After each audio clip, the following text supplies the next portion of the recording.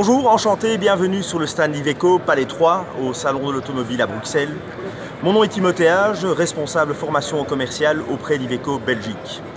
J'ai le plaisir de vous présenter la gamme qu'on a sur notre stand et entre autres l'Iveco Eurocargo.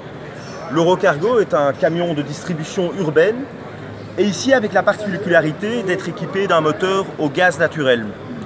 L'avantage du gaz naturel par rapport au diesel classique, c'est qu'il émet beaucoup moins de particules, moins de dioxyde d'azote et qu'il est admis dans les grandes villes, même lorsqu'il devient un peu plus vieux.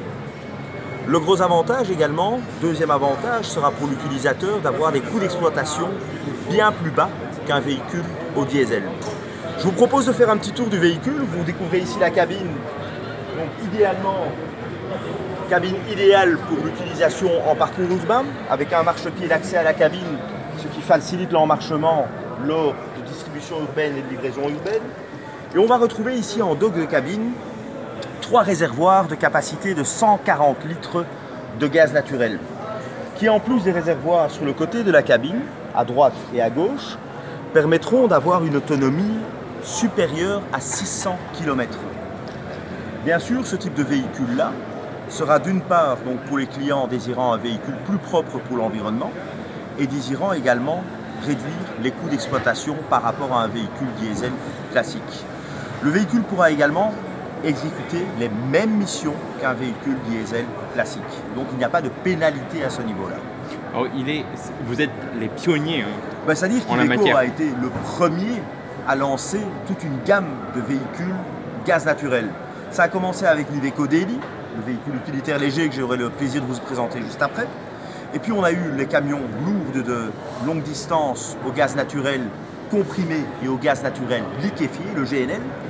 Et nous avons également donc forcément notre camion de distribution urbaine qui permet également donc de réduire les émissions polluantes. Nous étions les premiers et à l'heure actuelle, bien sûr qu'il y a également d'autres marques qui le proposent aussi, mais pas de façon aussi large et étendue qu'Iveco. C'est important pour Iveco, l'image de l'écologie en général. C'est essentiel. C'est essentiel. Je crois que pour tout constructeur, l'écologie est devenue la raison primordiale de développer des nouveaux véhicules. Il faut redonner une image meilleure du transport, et l'image meilleure du transport se fait par un transport plus écologique, plus sécurisant et plus rentable.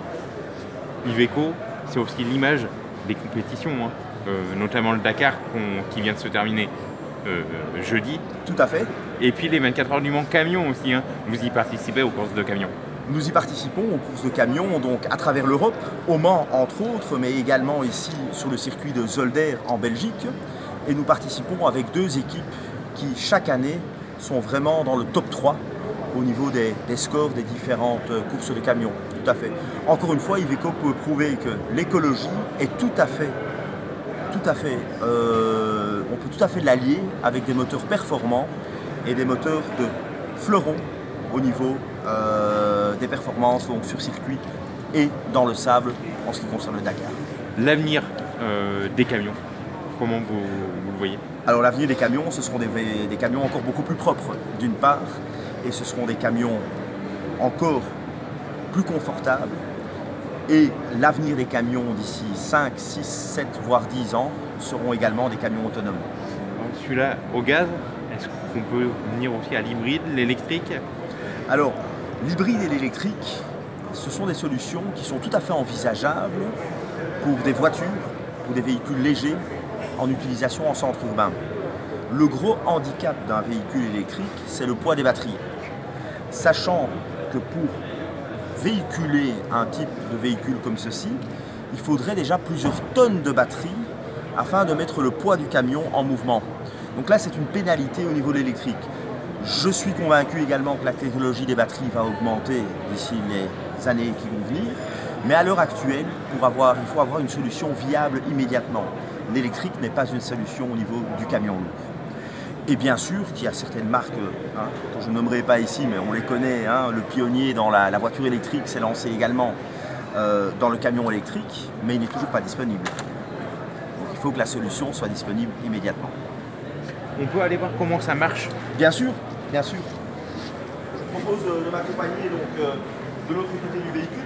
Bon, ici le châssis du véhicule est tout à fait traditionnel, c'est un châssis qu'on retrouve, c'est un châssis tout à fait traditionnel qu'on va retrouver également donc, sur les versions diesel. La particularité, elle va surtout se trouver au niveau des réservoirs GNC, gaz naturel comprimé, 3 en 2 cabines et 3 de part et d'autre, gauche et droite du châssis, qui permet donc d'augmenter l'autonomie du véhicule afin d'avoir une autonomie supérieure à 600 km/h. Pour faire le plein d'un véhicule gaz naturel se fait quasiment de la même façon qu'avec un véhicule au mazout, un véhicule diesel. Ça prend le même temps, ça va vous prendre à peu près 10 minutes de faire le plein, avec le gros avantage que c'est un carburant propre. Vous n'aurez plus besoin donc de vous couvrir de gants, vous n'aurez plus les mains souillées avec du mazout. C'est bien plus agréable pour le conducteur de faire le plein avec un véhicule de ce type-ci. Et là, je vais vous montrer donc du côté gauche du véhicule comment est-ce qu'on va pouvoir faire le plein de ce type de véhicule. Je vous propose de me retrouver ici donc sur le côté gauche un boîtier qu'on va pouvoir ouvrir qui va permettre de faire le remplissage du GNC, le gaz naturel comprimé. Donc via cette buse ici, on va brancher donc le pistolet de remplissage de la station-service. Sur la station-service, on va appuyer sur, on va amorcer le remplissage. Le remplissage va se faire à peu près dans le même temps qu'on fait avec un véhicule au fuel, au mazout. Et là, vous refermez, vous repartez, les mains sont propres, il n'y a pas de mazout au sol, pas de pollution non plus au sol, et vous repartez pour des kilomètres bien plus propres pour l'environnement. On passe à l'autre véhicule du coup. On passe à l'autre véhicule, bien sûr. C'est avec plaisir que je vous le présente. Ce magnifique véhicule, c'est l'Iveco Daily, livrable en fourgon et en châssis cabine, dont nous avons le plaisir de vous présenter en première le véhicule qui célèbre les 40 ans de l'Iveco Daily. Cette année-ci, l'Iveco Daily existe depuis 40 ans. 40 ans de bons et loyaux services pour nos clients, 40 ans qu'on a pu prouver que c'est un véhicule de professionnel pour professionnels. Ce véhicule-ci a la particularité d'être équipé d'un très beau striping qui fête les 40 ans, d'avoir des touches intérieures et extérieures qu'on va voir par après qui célèbrent les 40 ans.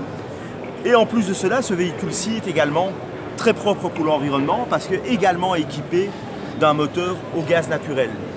Moteur 3 litres développant 136 chevaux et 350 Nm de couple, performance tout à fait comparable à une version diesel. Plus propre pour l'environnement, moins cher pour le portefeuille en coût d'exploitation, que des avantages pour le client et l'environnement. Pouvez-vous nous présenter un petit peu le design? Le design a été vraiment réalisé de façon très fluide. Vous voyez vraiment donc, la continuité au niveau du pare-choc, des optiques de phare.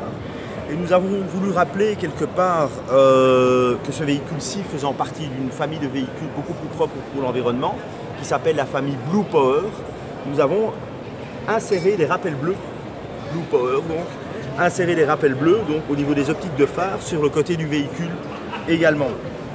Alors, il faut savoir que ce véhicule-ci également a été donc, le fourgon de l'année 2018 également. Donc c'est quand même quelque chose qui est quand même très important à savoir. C'est que ce véhicule-ci a déjà reçu de nombreuses récompenses et des prix, de par ses capacités de charge, sa robustesse, mais également de par son côté innovant en matière de dépollution et en matière donc, de solutions plus propres pour l'environnement. Donc l'environnement est vraiment au cœur de notre préoccupation. C'est ce qui fait la fierté de la marque Iveco. Ce qui fait la fierté de la marque Iveco, bien sûr. Exactement. On peut passer peut-être à l'arrière? Bien sûr. Alors, à l'arrière du véhicule, nous allons retrouver donc, forcément donc, une porte latérale coulissante avec un espace de chargement qui pourra être adapté en fonction de l'utilisation du client. Alors, ici, il s'agit d'un fourgon qui a été aménagé pour la messagerie. Donc, messagerie, transport de colis express. Vous voyez ici donc un véhicule équipé d'un plancher, d'un revêtement latéral et avec des tablettes de rangement rabattables, ce qui permet facilement d'utiliser ce véhicule pour un transport de petits colis, voire de plus grands colis, pour la messagerie en parcours urbain ou interurbain. Je vous propose également de jeter un petit coup d'œil à l'arrière du véhicule. Alors ce véhicule-ci est disponible en différentes longueurs, différentes hauteurs de toit, différentes motorisations et différents poids total autorisés en charge. Le marchepied d'accès chez Iveco est toujours de série. Vous voyez que rentrer et sortir du véhicule est vraiment un jeu d'enfant. Nous sommes ici dans la version H2 qui prévoit 1,91 m de hauteur de toit. Donc là, aucun souci pour la plupart d'entre nous. Et ce véhicule-ci a été équipé par un carrossier d'un système d'étagères rabattable pour l'utilisation en messagerie.